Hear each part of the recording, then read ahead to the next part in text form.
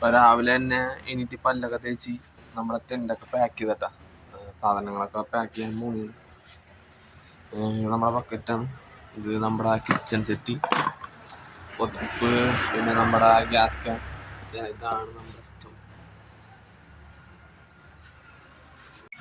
ഇപ്പം നമ്മൾ കാസർഗോഡ് ബേക്കറി ഫോർട്ടിൽ നിന്ന് ഇറങ്ങണ കേട്ടാ. പിന്നെ ഈ നാട്ടിലേക്കാണ്. നമുക്ക് 1-2 സ്ഥലത്ത് കയറാനുണ്ട്. മഴയില്ലെങ്കിൽ നമ്മൾ മിക്കവാറും കയറും. ഇവിടെ ഫുള്ള് തെളിഞ്ഞിട്ടില്ല, ചില സ്ഥലത്തൊക്കെ ഇരുണ്ടിക്കണേന്, മഴക്കാരുണ്ട്. അപ്പം നമ്മ യാത്ര തിരിക്കുകയാണ്, നാട്ടിലേക്കാണ്. ഇപ്പം രാവിലെ തന്നെ അതെ ചായ കുടിക്കാൻ വേണ്ടി വൃത്തിയാക്കിയായിരുന്നു കേട്ടോ. ഈ ചായക്കടയിൽ നിന്നാണ് ചായ കുടിച്ചത്.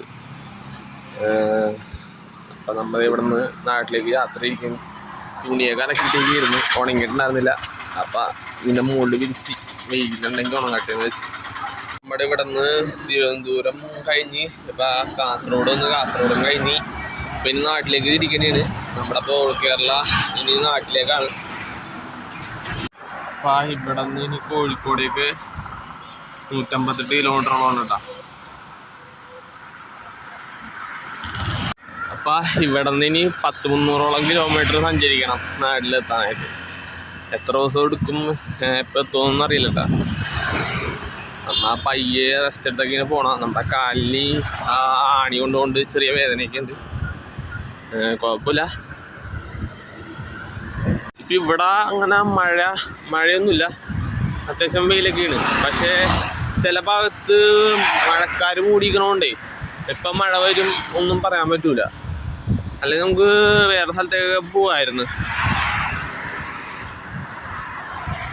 ഹൈവേ വഴി പോയിക്കൊണ്ടിരിക്കുകയാണ്. കയറ്റം കയറി അത് കഴിഞ്ഞിട്ട് നമുക്ക് ചവിട്ടേണ്ട ആവശ്യമില്ല, സുഖമായിട്ട് പോവാം.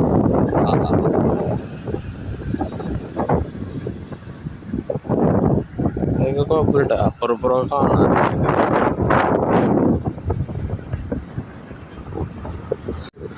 ഇവിടെ കാസർഗോഡ് പണി നടക്കുന്ന ഹൈവേടാ. അപ്പം നമ്മളത് തിരിച്ച് കണ്ണൂർ എത്തിയിട്ടുള്ളൂ. ഒരു അടിപൊളി സ്ഥലമുണ്ടോ, നാട്ടൊക്കെ കാണാൻ നല്ല ഭംഗിയാണ്. ക്യാമറ കിട്ടണല്ല.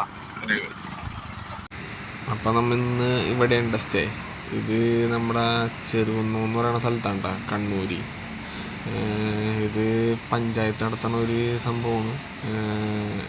മറ്റേ ബാത്റൂമും അങ്ങനെ റെസ്റ്റൊക്കെ എടുക്കാൻ പറ്റിയൊരു സംഭവം. ഇവിടെ 20 പേരെന്ന് തോന്നുന്നു കേട്ടോ അതിനകത്ത്.